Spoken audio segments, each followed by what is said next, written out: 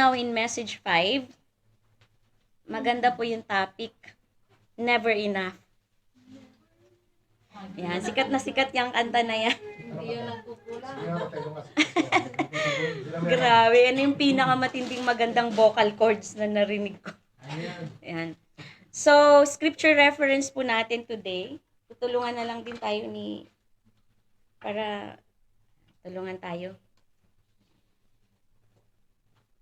Yung pong subtitle po natin, The Righteousness of the Scribes and Pharisees. Scribes and Pharisees. Or scribes yata sa iba, pero scribes. Yan. Mga skriba at pariseo. Later po, I try my best para makilala po natin kung sino po itong dalawang character na ginamit ng Panginoon dito sa scripture na ito. Kasi napaka-dangerous po ng ganitong espiritu. But nakaka-amaze. Kaya nga po radical I was praying, wow, radical yung message, pero nasan dun yung radical? Then I was amazed sa naging revelation po ng Panginoon. It's really radical. Kung meron man siyang ibibigay na halimbawa yung Pharisees pa and scribes, na kung saan, yan yung tinawag ng Panginoon mga brood of vipers. Radical talaga. Na dito po sa Matthew 5:20, sabi po niya doon, For I say to you that unless your righteousness exceeds, mahigitan pa. Yun ang ibig niyang sabihin dito. Kung meron ka pang kausap ng Panginoon, he was on the crowd. Kung naalala po natin yung background po nito, he was on the crowd with his disciples, with thousands of people, yung inaano natin dito. So sabi niya, unless your righteousness exceeds the righteousness of the scribes and Pharisees. Completely radical. Paano mo mahihigitan ng mga taong ito? You will be no means enter the kingdom of heaven. What a great requirements. And the previous verses, chapters po nito, yung mga sumunod sa kwento po ng Matthew, how many times. Mamaya may papakita po ako sa inyo na how many times siyang ni-rebuke yung mga scribes and Pharisees. So, this is really radical, upside down. Na kinakailangan daw natin, yung righteousness natin exceed the righteousness of the scribes and Pharisees. So makita natin, kaya natin yan? Ano pong sagot nyo? Kaya nyo kaya? Sino pong sumasagot ng oo? Amen. Sino pong sumasagot ng oo? Mamaya maintindihan natin kung bakit oo po yung kanilang sagot. At para naman po dun sa mga hindi, malilinawan po tayo mamaya. Okay po? So in Romans, kasama po sa ating supporting scripture today, yung pong Romans. Pinagtatrabaho nila ako daw mag-clicker. Oo.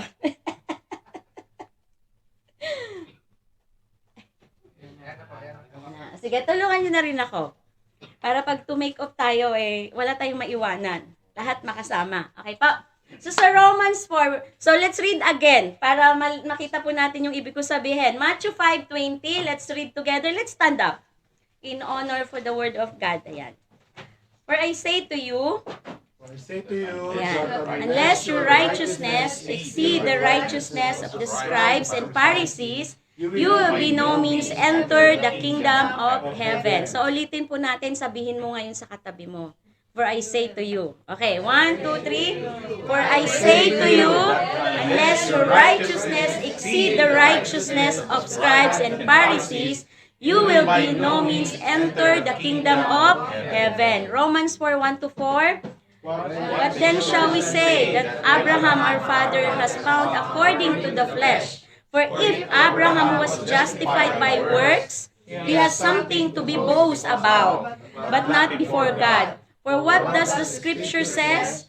Abraham believed God and it was accounted to him for righteousness.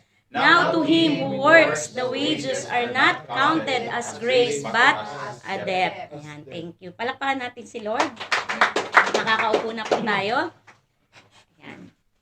So pag sinabing for I say to you, ang nagsasalita po dito ang Panginoong Kristo. So yung beatitude, yung po mga binabasa po natin mga chapters, it was Himself, the Lord Jesus Christ.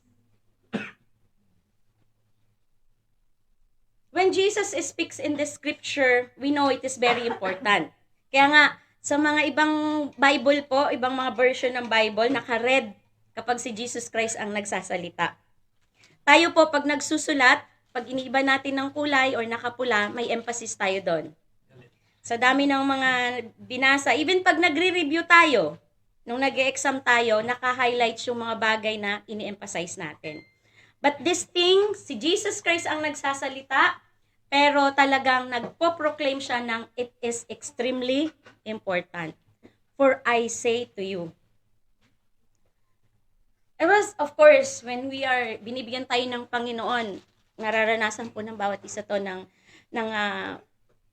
makapagsalita tayo or to be used na makapag-deliver ng word niya. We're asking God what to say. Kasi God is immeasurable. Kumbaga, laging may, kaya nga siya ay isang bukal, a living water. There is always a fresh revelation. So, you know what is amazing? Ang sabi niya, etong sinasabi niya dun sa mga tao, to the crowd, some of them are disciples, believers, some of them, yung mga usi lang. Or gusto lang makita kung totoo ba ito. Or different kind of intention or interest, bakit po sila nandoon. At ito po yung kausap ng Panginoon. So, this is for everyone. Para po yan sa'yo. Para po ito sa lahat ng nandito. Kaya kahit po yung ating mga kapatid dyan sa likod, para po sa inyo ito. So, this is extremely important in your life. In our life. In your ministry, in your family, in your personal relationship with the Lord. Let's identify, ano ba yung mga scribes? Dalawa po kasi yan, pero dito po sa, ayan. So, pag tinawag po nating scribes, dati no, sabi, kasi, I really love writing. Mahilig po ako magsulat. Pero nga, na-challenge ako, I'm praying na makabuo ng song.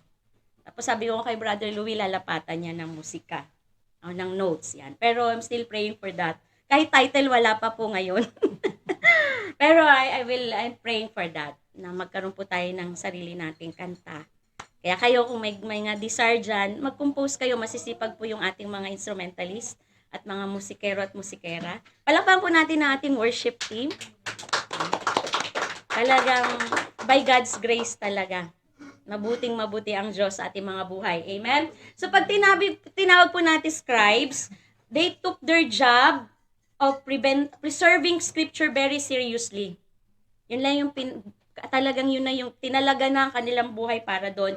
They would copy and re-copy meticulously or talagang bawat hibla or bawat salita, pati mga tuldok, kinakailangan may sulat nila yan ng maayos, nire-recopy nila yan. Even counting letters and space to ensure each copy was correct. Yun yung kanilang mga trabaho. So, the scribe were the one who drew up legal documents. Parang mga secretary sila. Yan. They also devote themselves to study of the law and determination of its application on daily basis. So, trained na po sila on that. Kumbaga, parang sa kasalukuyan, doon na, pagising, nandun. Yun na yung talagang, kung sasabihin natin, 80% of their life, nandun na, babad sila to study the law. Yan. Andiyan naman po yung mga reference kung saan ko po yan kinuha. So, meron po tayong isang character sa Bible na talagang minention that he was scribes. Siya po si Ezra. Kung maalala po ninyo sa book of Nehemiah. So, Ezra, the teacher of the law, to bring out the book of the law of Moses. So, ito yung panahon na it's time to come back. Nagre-rebuild na sila ng templo pagkatapos ng kanilang exile sa Babylon. So, Ezra is a great teacher of the law. So, nung time po na yon, kasama sila Zerubbabel, binasa po niya, siya po yung nagbasa ng scripture, and because he was talagang malalim pagdating po sa mga batas, especially yung batas na naisulat na nagmula pa kay Moses. In verse 9, mababasa po natin doon, and Nehemiah who was a governor, Ezra the priest and scribes, and the Levites who taught the people said to all people, this day is a holy to the Lord your God. Do not mourn nor weep, for all the people weep when they heard the words of the Lord. Nanumbalik, binasa ulit sa kanila ni Ezra. So, they exist even in the Old Testament. Pag sinabi po natin, mga scribes po talaga, they're particular, of course, the written word in the Old Testaments. And these people, na-encounter sila ng Panginoon during the time of Jesus Christ ministry. So marami pa sila. May Sadducees pa. Pero today, we're going to focus dito po sa mini-mention ng Panginoon sa Matthew chapter 5 verse 20, yung mga scribes. So, pangalawa po, let's have maikling, kahit konti lang po. Sino nga ba yung mga Pharisees? Ayan. Yung mga Pharisees naman, they said they are separated one. Kung itatranslate po natin yung salitang Pharisees. The Pharisees were an influential religious sect within Judaism in time of Christ and the early church. So, na-encounter po yan ng mga early Christians, mga apostles, yung mga followers ng Panginoon. Sa ngayon, mayroon din yan. Mamaya maunawaan natin yan. Marami pong Pharisees at scribes sa kasalukuyan. So the Pharisees were mostly middle class. Mga may kaya po sila. Kasi kung hindi po, they cannot wear. May picture ako dyan mamaya. Yung mga kasuotan na yan, mahal yan nung araw. So these Pharisees po, they belong to the middle class businessmen and leaders of synagogue. Yung synagogue po, it's a meeting place. Kung maalala po ninyo, nung na-exile po sila sa Babylon, they're lost. Alam nyo, wala na yung templo. Nasa ibang lugar na sila. But still, they need to meet up. So doon po nag-origin na nagkaroon ng kaparaanan para makapag-meet pa rin sila. So that is a synagogue. So it is a meeting place. Doon nagsasalaysaya, nagsishare doon. It's a meeting place. At mostly, ito pong mga Pharisees, doon sila. There's as I study po sa Pharisees are not priests. They're not staying inside the temple. But some, they said they are priests. But kung yung character po ng Pharisees, mapapansin po ninyo, they're outside. Kaya napapansin ninyo sa mga encounter ni Jesus Christ, nasa kalsada sila. Nasa mga pagpupulong sila. Present sila nung may kinaladkad na babae na nangangalunya. So mostly, kapag priest sila, dapat nandun sila sa templo. Nagsiserve doon. So, they are mostly in the roadside or dun mismo sa synagogue. Yan. So, Pharisees were professional law keepers. Ganda ng kanilang identity, no? Law keeper sila. Paano kaya sila naging law keeper? Parang sinasabi natin mga pulis, no? Sa atin, sila yung nagbabantay na ang batas ay maipatupad. Sila yung nagbabantay na yung mga batas sa kalsada, hindi pwedeng may hinuhuli nila yan. Law keeper natin. Dito sa Kuwait, pag nakakita na tayong mobile, no, behave na tayo. So, ito pong mga Pharisees naman, law keeper sila. Bihasa sila, knowledgeable sila. Bata pa lang sila, they're already trained on this. Hindi yung tumanda sila, na-realize nila may calling sila, mag-aaral ako ng theology, no. Since then. Okay? Their entire life was geared toward living by the law and their created traditions. Mamaya maintindihan din po natin lalo. Law keeper, wala namang mali sa salita ng Diyos, ang ganda kaya niyan. Diba? Even in the book of Joshua, keep this book of the law. Always meditate on it day and night so that you may be equipped or maano tayo na sundin natin ito day and night.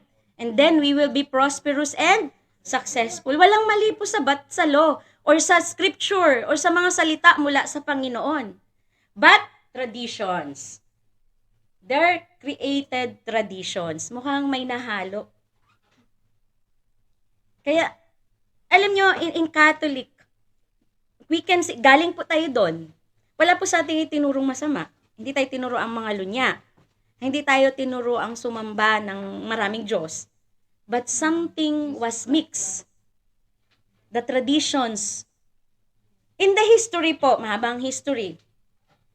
Kasi nung dumating po yung Christianity, like in Romans, bago po dumating yung Christianity sa kanilang bansa, sa nation nila, existing na po yung idols. May mga ribu-ribulto na po sila. Ito pong naging mali eh. The purity of the word, the purity of the gospel was mixed to their tradition. Hindi po nila ma-let go yung kanilang mga idols. Yung mga ribulto nila. Ipinasok nila ngayon yung mga maganda eh. Gospel, the word of God is so good. Hindi nila ma-let go yung luma nila. Ngayon, nagtuloy sila, pinasok nila ribulto si Jesus. Ribulto si Maria. Yung tradition nila, minix nila doon sa gospel, sa katotohanan na natatanggap nila. Kaya nagsamot-sari po tayo. Naging musyakil po tayo. Kaya pati po yung mga sinasabi, yung mga missionaries, actually kung pag-aaralan po ninyo yung mga tinatawag nila sila Assisi, sila yung mga sa Catholic, they are a good model and example. But the thing is, ginawa nilang idols. At mas napofocus na po doon sa ginawa ng tao kumpara sa ginawa po ng Diyos. Kaya, yun po yung naging problema. Their desire is to keep Moses' written and oral law. Pag sinabi po nating oral law, verbal. So, pag sinabi po nating oral law, nagpasalin-salin po yan by traditions. So, naikwento. Yan. Yan, yung si Elise. Yan, 'di ba? Hindi naman alam ni Elise lahat ng nangyari sa lola niya, sa lolo niya. So yung kanyang mga magulang nag-share sa kanya, natandaan niya, yun din ang ikukwento niya sa sunod na generation. So oral law, so written and oral law po yung ang ano niyan. Then let's move.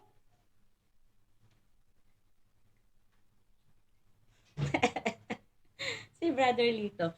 The Pharisees, may kwento po dito para magkaroon po tayo ng idea sa Pharisees and the tax collector. Kaya napakaanong karakter po talaga itong mga to. Naalala po ninyo yung tax collector tsaka yung Pharisees? Ayan. So, yung Pharisees, ang ganda, yung panalangin niya, no, ganito, sabi niya, God, I thank you that I am not like other people, robbers, evildoers, adulteries, or even like this tax collector. Pero ano pong panalangin? Ano pa? Sabi pa niya, I fast twice a week. Twice a week, no? Tayo nga, once a week, struggle pa. In training, no? Little by little. The more na ginagawa po natin yung fasting, the more that you are going to enjoy it. And in the future, you will have your own personal and corporate fasting. Kaya ma-experience mo din yung twice a week, 10 days, 40 days, yung ganon. But the tax collector stood at the distance. He would not even look up to heaven. But, alam mo yun, dinadag niya yung chest niya. Nararamdaman, Lord, talagang inaano niya yung puso niya, makasalanan ka. Kasalanan ako. Ito po yung sabi niya, God, have mercy on me, a sinner. Yan. Pero sino po yung nakatanggap po ng patawad and been justified by God? Sino po yung na-justify sa kwento natin? Yung tax collector. So, paano yung sinasabi ng Panginoon na kung mag-exceed tayo sa righteousness ng Pharisees and scribe, then, radical nga, no? So, let's talk about righteousness. What is righteousness? Pag sinabi po nating righteousness, it is doing or according with that which is right, yielding to all their due. Just, equitable, especially free from wrong, guilt, or sin. Holy as a righteous man or act, a righteous retribution. Yan. Pag sinabi mong righteous, wala kang makitang bahid na dumi. Mababa ang loob, mabuti. Pero paano na yan? Sabi ng Panginoon, no one is righteous, not even one.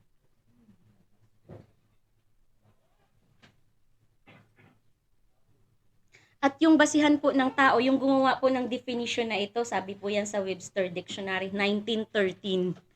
Kinuha ko yung pinakalumang version. Hinanap ko yung version dito. Yung basihan po ng tao for righteousness, napakalayo po sa basihan ng righteousness or standard ng Diyos. Righteousness, sabi po dyan, the quality or state of being righteous, holiness, purity, upright, and rectitude.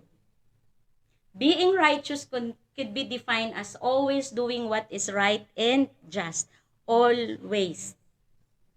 Walang sandali na hindi ka mabuti. Yan po yung sinasabi. So ano naman yung tinatawag nating corrupted righteousness? May kilala ba kayong righteous? Yung dinidefine po natin dito sa righteous person. Yan. May nakilala na ba kayong ganitong tao? Yan. Of course, meron. Isa lamang ang nakaabot sa pamantayan ng Diyos, kundi Diyos mismo. The requirement of God for righteousness, only God can qualify or satisfy that requirements. Kaya wag po kayong magdalawang isip na maniwala. Jesus become human like you and me. Just to be the perfect offering to satisfy the wrath of God because of sin. Kasi kinakailangan may maging offering with the blood. Kasi yun lang only the blood, shed blood, ang pwedeng magkaroon offer. And who is that righteous man? It's only Jesus Christ. Kailangan may mabuhay na Diyos at 100% God and 100% human to be the perfect offering in the cross. Wala pong dumaloy sa kanyang dugo na marumi. Niniwala po ba kayo doon? Wala pong dugo na nanggaling kay Joseph for Jesus Christ. He was conceived. He was virgin birth. So, hindi po nagtalik si Joseph at si Mary just to create or na ma-form si Jesus Christ. So, there is no sinful nature that entered to the body of Jesus Christ or entered to the person of Christ. It was whole, pure, holy. It was only Mary. At ginamit lamang yung kanyang womb. Tandaan po ninyo, the two cells, if they meet, it produce blood. Unless they meet these two, the egg cell and the sperm cell, and then it will become blood. Tama po? Wala pong ganung nangyari. It was conceived by virgin birth. So it was pure, holy, without any sinful nature. Wala po siyang minanang kasalanan mula kay Adan at kay Eva. Okay po, so ano naman po yung corrupted righteousness? Meron palang corrupted righteousness. A Pharisees work hard to obey the law to create this persona of righteousness. The once noble-minded Pharisees and scribes had prideful, boastful, self-righteous hypocrites who constantly challenged Jesus throughout his ministry. Hindi na nakapagtataka. Kasi kung ito po yung character ng mga Pharisees and Sadducees, hindi sila papayag na mayroong hihigit sa kanila. Grabe yung jealousy, no? And envy nila. Ito po yung naging just this morning. Ito po yung mga Pharisees and Sadducees. Equipped sila. They're trained. Babad sila sa salita. But here is the word. But they don't believe.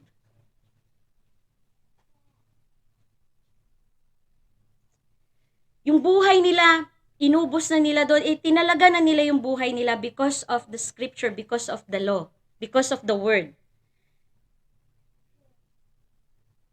And here is the word himself in John. Tanda po ninyo yung sa John chapter 1. The word become flesh and dwell among us. Sabi po doon, in the beginning was the Word, and the Word was with God. The Word was God. He was with God in the beginning. Ito na mismo yung salita na pilit nilang inaaral, but they don't believe. Nakakalungkot po, the word himself, yung nagsasalita na mismo yung inaaral nila, yung law na sinasabi nila na sinusunod nila. So meaning really, there is something wrong. So, they become hypocrites. Their action do not match their words. Wala pong problema sa word kundi dun sa kanilang mga action. They don't act like spiritual shepherd leading the flocks into the righteousness. Jesus calls them blind guides. Sa Matthew 23 po, sinamarize ko na lang, pero I know mahalaga po ito na mabasa po natin, makita po natin.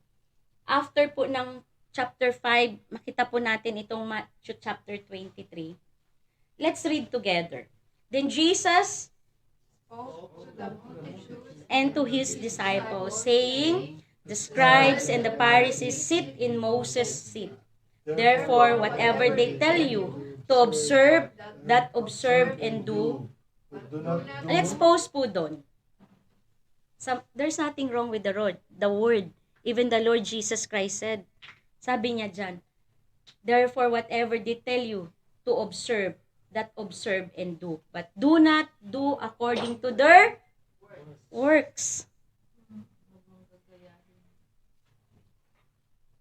For they say, let's continue. For they say, do not, for they bind heavy burdens. Let's read together po. For they bind heavy burdens, hard to bear, and lay them on men's shoulder, but they themselves will not move them with one of their fingers. But all their works they do to be seen by, they make their phylacteries broad and enlarge the borders of their garments. May picture ako mamaya for us to see ano yung phylacteries. Phylacteries. Yan. Sige, ano natin? Habang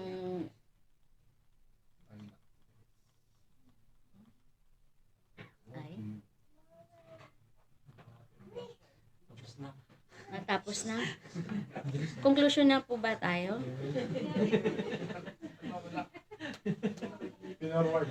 Ako po, pinorward ko na gusto.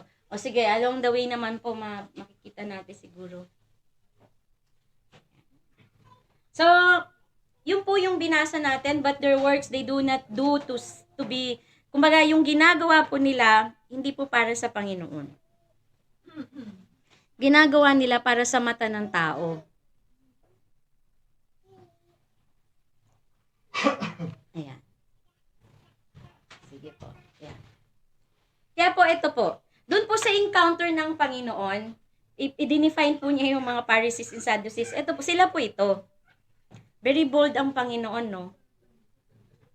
This is the time. The Word Himself will expose those hypocrites. Ang Panginoon mismo ang nag-deal sa kanila. From the Word Himself ng Panginoon, siya mismo ang, He knows. God is all-knowing. Kaya ito pong Pharisees and Sadducees, ni-rebuke po niya to at ang sabi po niya sa kanya, but woe to you. Pag sinabi po nating woe, kahabag-habag, kawawa naman.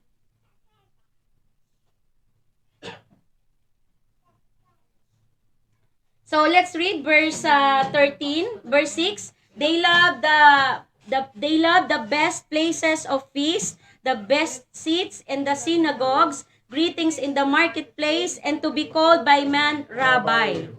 Rabbi, Rabbi.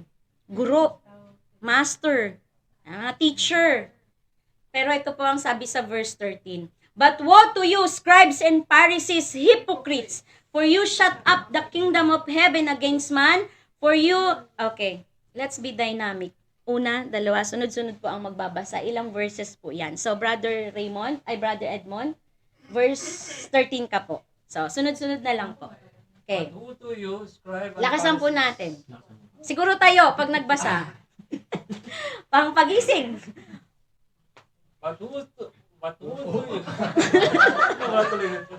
woe to you, scribe and Pharisees, hypocrites, for you shut up the kingdom of heaven against men. For you neither go on yourselves, nor do you allow those entering to go in. Ayan. So, Brother Dennis? Woe to you, scribes and Pharisees, hypocrites, for you devour widows' houses, and for a pretense make long prayers. Therefore, you will receive greater condemnation. Sir Gab? 15. Woe to you, scribes and Pharisees, hypocrites! Mga sasakit, pag sinabihan kang hypocrite, no? For you travel land and sea to win one proselyte, and when he is won, you make him twice as much a son of hell as yourself. Grabe, no? Brother Louis? Hindi ko na po ipapaliwanag isa-isa. Ma-explain naman po. Okay po. 16. Woe to you, blind guides, Ayan. who say, whoever swears by the temple, it is nothing, but whoever swears by the gold of the temple, he is obliged to perform it. Mm. Woe to you, scribes and Pharisees, hypocrites! Pay tithes of mine, mint and anise and cumin, and have neglected the weightier matters of the law, justice and mercy and faith. This you ought to have done without leaving the others Undone. Okay, next. Verse 25, Woe to you, scribes and Pharisees, hypocrites! For you cleanse the outside of the cup and dish, but inside they are full of extortion and self-indulgence. Self-indulgence. Yan.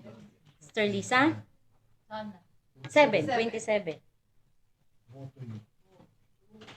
Woe to you, scribes and Pharisees, hypocrites! For you are like the whitewashed tombs, which ended appear beautiful outwardly, outwardly, but inside are full of dead men's bones and all uncleanness. Amen. 29, Pastor. Woe to you, scribes and Pharisees, hypocrites, because you build the tombs of the prophets and adorn the monuments of the righteous, and say, if we had lived in the days of our fathers, we would not have been partakers with them in the blood of the prophets. Yan. So, thank you po. Palakpakan natin para sa mga iba-iba pong accent ng hypocrites. Yun na, nakita ko may mga kanya-kanya po kayo ng version ng hypocrites. Iba rin po yung sounds nung akin. Okay, ito po yung mga garments nila. Yung phylacteries, ayan. Sinusuot po nila yan dyan to remind them. Actually, naiutos naman talaga na mabanggit po ito ni Moses before. Pero sila po, nilalakihan pa nila para makita nilang ganon. Mapunan nila na talagang kinkip nila yung law at nagsusuot po sila ng talagang makakapal pa na mga kasuotan para lang mapansin talaga na sila ay mga Pharisees at scribes. So in short po, they're taking the attention of the people. So malinaw naman po yung pagkakapaliwanag ng Panginoon. Bakit niya tinawag na woe to you, scribes and Pharisees and hypocrites? Diyan po sa chapter 23, ilang beses po niya sinabi na woe to you. Sa mga taong ganito po yung ginagawa. Okay? So yan po yan. Yan po yung... So, tuloy po tayo. Sabi po sa 1 Samuel 6:7, ito po ang Panginoon. Okay? Sabi po, but the Lord said to Samuel, do not consider his appearance of his height, for I have rejected him. The Lord does not look at the things people look at. People look at the outward appearance, but the Lord looks at the hearts. Kasi nung naghahanap na ng ipapalit kay Saul, pumunta si Samuel kay Jesse, dahil sabi ng Panginoon nandun yung so prinisent ni Jesse isa-isa ang kanyang mga anak. Sa paningin ni Samuel, okay to, matipuno, mukhang pang-king, pang-hari, pang-warrior. But the Lord said, It is not the outward appearance, but it is in the heart. Hindi ka naman gwapo. Okay, hindi po kagwapuhan. Mali-mali ka pa nga sa grammar eh.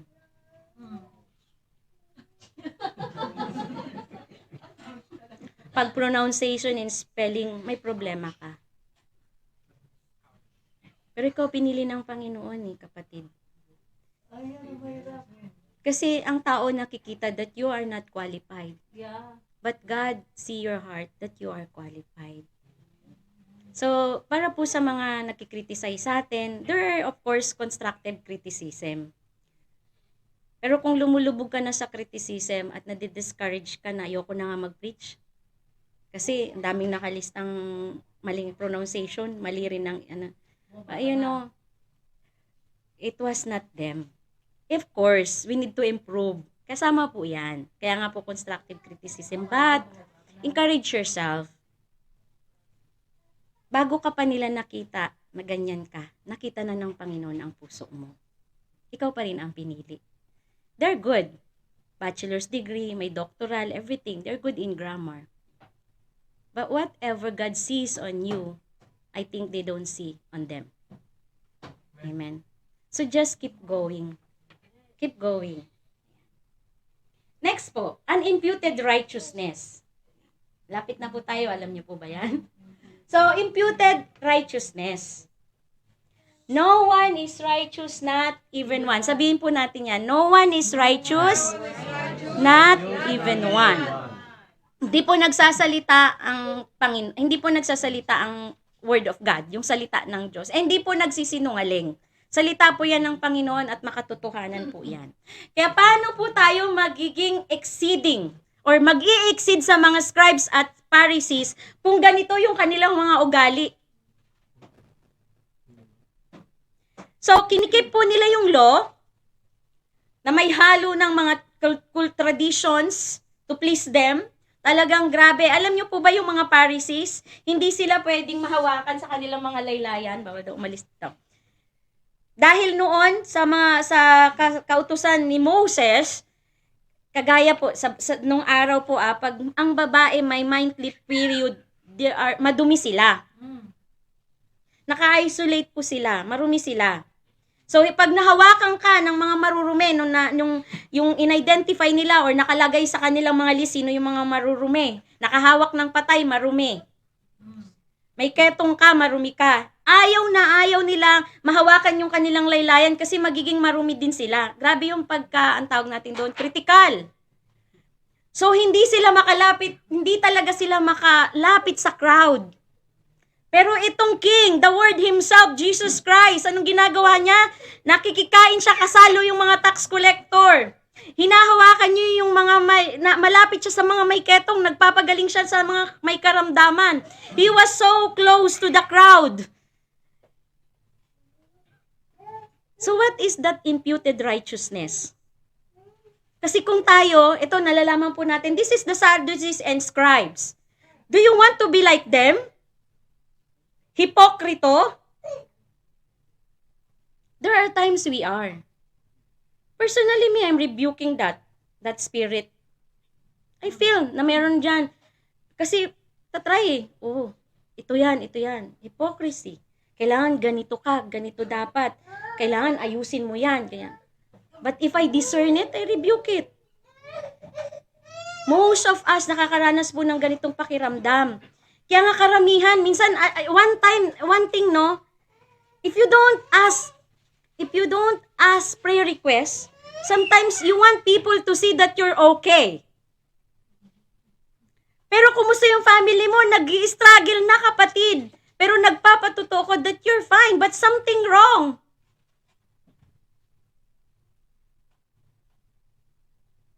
Ito, alam nyo yung hypocrisy, scribe and Pharisees, in nowadays, they're the people of the word. Kaya alam mo, itong teaching na ito, grabe. Kumbaga talagang kung ilalapit mo lang talaga yung sarili mo sa salita ng Panginoon at namnamin mo ito, tanggapin mo ito ng may kababaang loob, it rebukes us. Yeah. It's really rebuke us. As a preacher, as a teacher, yung mga nagtuturo po sa atin, kailangan nakikita nila. Kasi hindi man nakakapagsalita ang bawat isa, but there are times they're thinking, napaka-hipokrito naman nito. So this is why why Jesus Christ is teaching this. Radical. This is radical talaga. Na ito yung mga scribes, ito yung mga leaders, ito yung mga tumatayo sa synagogue, ito yung tagapag-ingat ng mga salita. Tinatransfer nila yung mga word of God na talagang very meticuloso sila doon, talagang may mga talagang by details. But how about their obedience? How about their own personal testimonies? Yan. Hindi po sasapat. Kaya nga, ito po ang mahalaga. Sa Romans 4:1-4 po, sabi doon, what then shall we say? That Abraham, our forefather, according to the flesh, binasa po natin ito kanina, discovered in the matter, if in fact, Abraham was justified by works, he had something to boast about, but not before God. What the scripture says, Abraham believed God and he was credited to him as righteousness. Wala pa po si Jesus Christ nung time ni Abraham. Some people ask, paano sila naligtas? Abraham's bosom. Alala ninyo, they're there. Yung kwento ni Lazarus at saka yung rich man sa Abraham's bosom. So they are saved. Pero paano sila naligtas? By faith. Ayan. So Romans 4:5 sabi po doon, but to him who does not work but believes on him who justifies the ungodly, his faith is accounted for righteousness. It is by faith. It is by faith. We are entirely dependent upon God for righteousness, justification, and salvation. Not by works. Yung nag-series na po tayo na naipreach na ng Sunday. Yung mga kabutihan po, yung mga bunga po, nung restored relationship natin sa Panginoon, yan po yung mga mabubuti nating gawa. Kaya ka nakakapagpatawad. You have this unconditional love. Kahit ilang ulit ka nang niloko, pinapatawad mo pa rin. Kahit ilang beses, alam mo kapatid na nagsisinungaling si kapatid. Pero you ignore and you choose to love that person. Huwag mong i-cover up pero of course, kailangan natin tulungan. Huwag natin din naman pabayaan kaya yung kapatid na nananatiling ganun. Kasi alam nyo po ba, isa to, in the journey sa aking paglilingkod, ipifeed ka ng kaaway. Successfully yan. Naitatago mo yung lihim na yan. Naitatago. Okay, everything is okay. Pero alam nyo ba, may right timing din ng kaaway? If you are already there, puput down ka niya. He will expose on his perfect timing. Bagsak ka. Kaya habang nararamdaman na ninyo na ang kapatid ay nandun, help them. We don't condemn anyone, but we help each other. Hindi mo alam, kapatid, kung kailan darating ang pagsubok mo. Kaya sino man po sa ating mga kapatid na nakikita po natin nagkukulang, karamihan po sa atin, kagaya ng Pharisees, no? They share each other. Kukwentuhan sila. Nag-uusap sila. Yan. Pero dito po, we need to correct each other. Tandaan po ninyo yung as the word said, confront the person directly. Pag hindi pa rin siya nagbago, magsama ka ng isa para may witness ka. Pag hindi pa rin nagbago, yan nga, diba? Dapat napipilter bago dinadala ang issue sa mga pastor. Try to, kaya po tayo may mga life group. Kaya po tayo may mga life group leader. Yan. Para na but we need to confront. I appreciate po yung mga kapatid, directly they're telling me, Pastora, hindi ko gusto yung sinabi mo. I experienced that. Sa totoo lang, nagiinit yung tenga ko, pero wow! Wow! I appreciate that person. Kasi gusto ng tao, lumago ako. Kasi there is always a room for improvement. Paano mag-i-improve pag alam lang namin na okay kami, okay lang kami. But no, no one is righteous. Nagkakamali rin po. We cannot please everyone. Pinalaki tayo ng iba't ibang klase ng pamamaraan, iibang magulang, iibang nasyon, maanghang, walang lasa, may kanya-kanya po tayong pinagmulan. Kaya hindi mapiplease ng bawat isa ang bawat isa. But we need to help each other na hindi na maulit ng kapatid na magkasala sa'yo. We are all accountable to each other. Yan. So, balik po tayo dito. For He made Him who know no sin to be sin for us, that we might become the righteousness of God in Him. Wala naman pong bago. Kaya ka nakakatanggap ng pabor sa Panginoon, kaya ka nakakatanggap ng mga pagpapala sa Panginoon, not because you are so good. Of course, doing good, may reward po yan. Pero that is, ang Panginoong Hesukristo ang nakikita niya kapag tinatanaw ka ng Ama. Yung righteousness, kaya po imputed, you are not righteous. But there is something that is imputed to you, yung may inilagay dyan sa'yo, merong itinakip sa'yo, merong ikinover sa'yo, that is righteous. The righteousness of Christ Jesus. Kaya nga, nagiging kamukha ka ng Panginoon because it was imputed to you. Tingnan mo nga yung katabi mo, kamukha ba ni Judas, Barabas, ni Histas, sino pa? Sinong kamukha? Malakpakan natin ang Panginoon kasi we're raising quality workers and members in Farwania. Amen? Kaya po mga kapatid, alam nyo, hindi po healthy yung comparison. Dito na tayo para maka-take up ako. I mean, it's not healthy.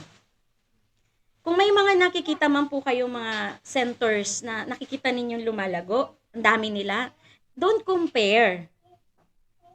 Don't compare. Just do your part. Kasi may panahon ng pagtatanim, may panahon ng pag-ani. May panahon ng pagsubok, may panahon ng breakthrough. Kaya minsan, nadidismaya po ang iba, ang dami nang nasisisi, but search ourselves. Kaya iwasan po natin yung pagko-compare. Bawat center po may kanya, we are all unique.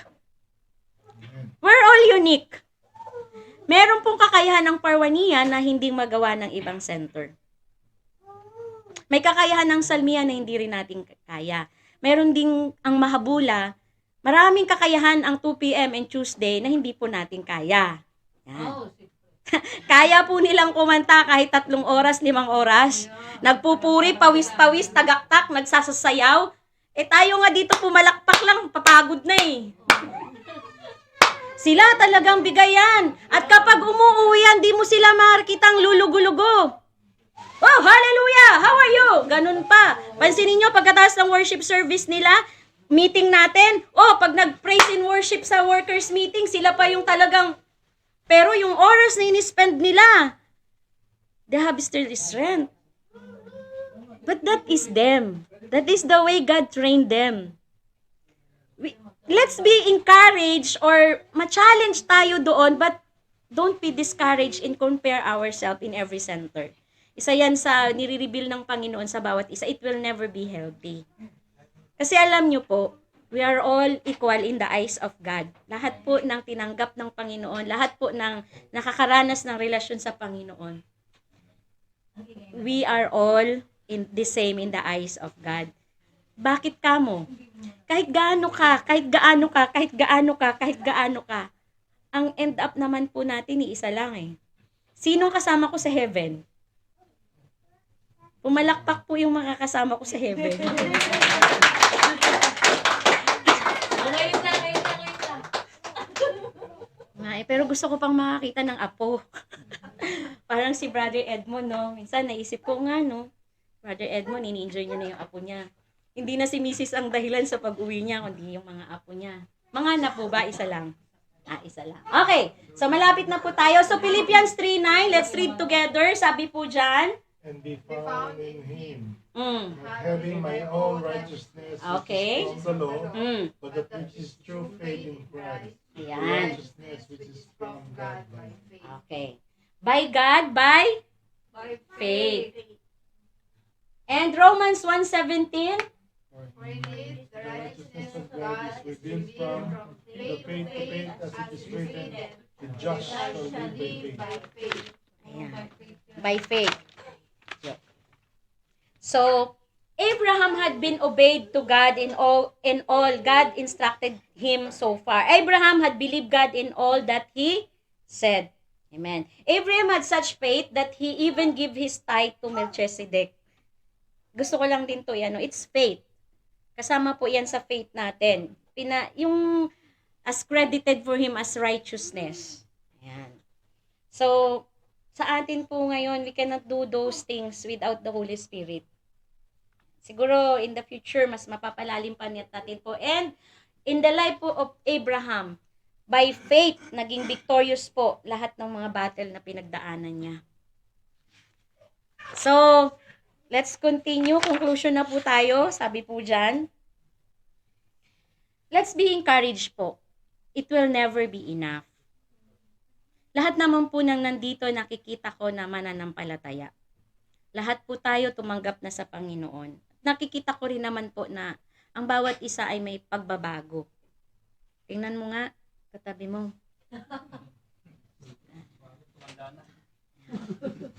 So, alam ko naman po na bawat isa nakaranas po ng kaligtasan mula po sa Panginoon at umawiliwalas po ang inyong mga mukha na narinig nyo na magko-conclusion na tayo. Magandang sinyales po yan.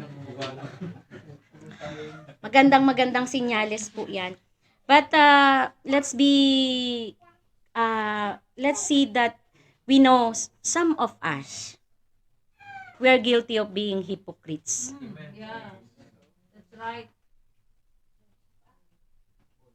Kaya I also, may mga kapatid, they refuse kapag maikli na yung oras ng pag-aaral because I know they want to spend time na makorek, ma-rebuke sila ng Panginoon kasi we cannot really teach something that we don't do it in our life. Yan. Pero of course, dapat lagi tayong ready, season or out of season. Ibig sabihin, araw-araw tayo magpadil sa Panginoon. Amen? So, pero yung mga kapatid natin that they are so honest. Yan.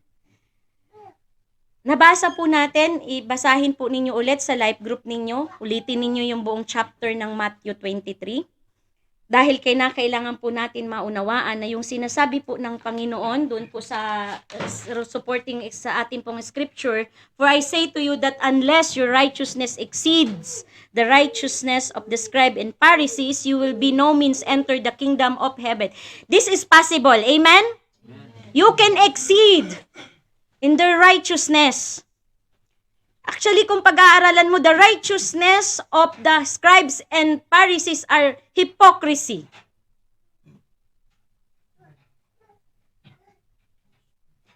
Babad sila sa salita.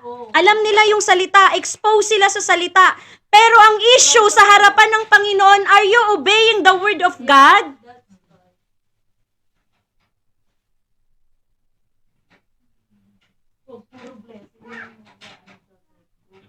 Kapag may mga pagsubok po tayong pinagdadaanan, is still our faith to the Lord is there or we rather choose to compromise?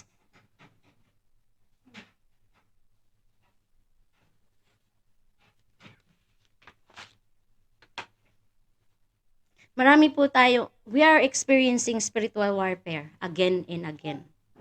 Sinasabi ko po sa inyo, we will not receive breakthrough unless we will be broken. I believe ito pong preaching na ito that never enough is exposing something from within us na kinakatagpo po ng Panginoon. Hanggat hindi po natin na-overcome yung paulit-ulit nating pagsubok dito sa Parwaniga, it will always be a cycle. Hanggat hindi po natin na ipapasa yung usapin natin dito para mag-breakthrough tayo at dumami, isipin po ninyo, kapag ang pagsubok, the same and again, be wise. Ibig sabihin, gusto ng Panginoon na ma-overcome mo yan. Gusto ng Panginoon na makapasa ka dyan. Meron tayong dapat ipasa bilang one body in the church. Pag-pray po natin yan. And you are part of that breakthrough. You are part of that revival. Maaring iilan na lamang po tayo. Praise God, kasama ka sa remnant. Kasama ka sa natitira. Kasi ang matitira lamang ang mga taong alam ng Panginoon ay panig sa Kanya. Nagpapatuwid. Lahat po tayo nagkakamali. Pero sa harapan ng Panginoon, napakasimple lang po kung tutusin eh. Confess your sin, and He is faithful and just.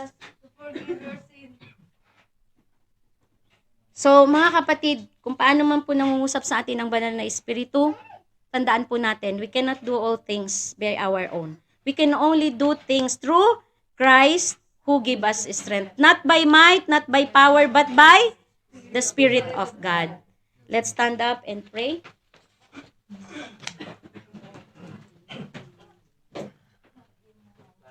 Ayan. Let's read po yung Psalm 51 verse 1 to 3. Have mercy upon me, O God, according to your loving kindness. According to the multitude of your tender mercies. Blot out my transgression. Wash me thoroughly from my iniquity, and cleanse me from my sin. For I acknowledge my transgression, and my sin is always before me. O Lord, salamat po Panginoon sa kapahayagan ng iyong mga salita.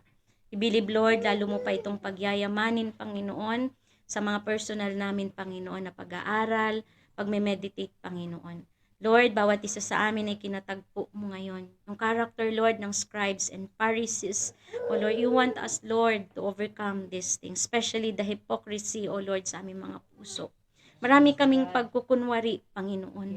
Marami sa amin, Panginoon. Kami ay guilty, Lord, na hindi kami nakakapagbasa, nananalangin ng enough time. We are guilty, Lord, yung intimacy namin sa iyo, Lord, nagsasuffer dahil sa mga gawain o sa mga bagay pa, Panginoon, na makamundo, Panginoon. Panunood ng mga movies, Panginoon. Facebook, browsing, O Lord, pagtitiktoks, Panginoon. Marami pa, Panginoon, na gusto namin ipakita sa mundo, Panginoon, that this is us. Maganda, matipuno, Panginoon. Mga bagay, Panginoon, that glorify ourselves, Panginoon. Minsan, Panginoon, we are not honest na, Panginoon. Para lang makita, Panginoon, ng iba nakakapagsinungaling na kami, Panginoon. Para lang makita nila na okay kami, na mas maigi kami kumpara sa iba, Panginoon. There is hypocrisy in our heart, in our life, Panginoon. Forgive us, Panginoon. Minsan hindi na po namin kaya, pero pinipilit pa rin namin. And minsan nakakapangutang kami para lang ma-provide ang iba, Panginoon. Oh Lord, just for them to please them, Panginoon. Lord, help us in our compromise, Panginoon. Kung paano mo, Panginoon, kinatagpo directly, Panginoon, yung mga scribes and Pharisees, Panginoon, kinakatagpo mo rin ang aming mga puso. May maganda kang plano sa Parwania, Panginoon. May gagawin ka sa aming mga buhay, Panginoon. Ino-honor mo, Lord, ang panalangin, Panginoon, ng mga tao na alam mo that is doing their work, Panginoon, in your glory, Panginoon. Kung yung prayer, Lord,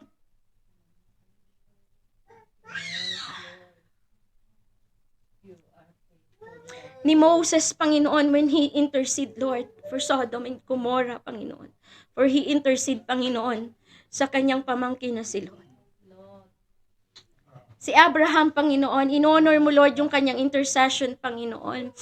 Na sa gayon, Lord, nakipag-bargain siya sa iyo, Lord. 50, 40, 45, Panginoon, 30 hanggang 10, walang righteous, but still you spare that place, Panginoon. Kaya Lord, we know you're going to spare Parwania, Panginoon.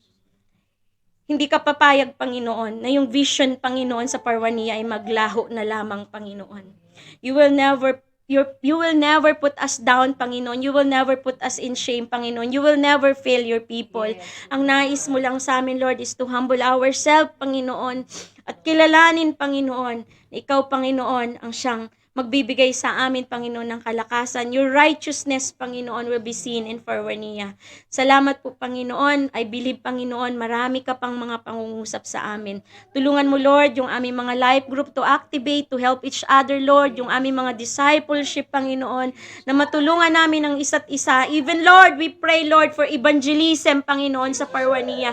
Malaki po ang pagkukulang namin, Panginoon, in your commandment, Panginoon, to go to the nation, Panginoon. na sinabi mo, Panginoon, go and preach the word, Panginoon. Tulungan mo rin kami. Patawarin mo kami sa aming pagkukulang. Individually, Lord, we can evangelize. Corporately, we can evangelize. By life group, we can evangelize, Panginoon. So, tulungan mo kami, Panginoon. Spare us, Panginoon. Help us, Lord, to overcome and experience victory, Panginoon, dito sa Farwania. Palakpakan po natin ang Panginoon. Just thank God. Salamat, Panginoon, na narito ang bawat isa, Panginoon, sa araw na ito. Pasalamatan mo ang Panginoon and declare that you are part of the victory. You are part of the victory. You are part of the victory. Hallelujah. All this we pray in Jesus' name. Amen and amen.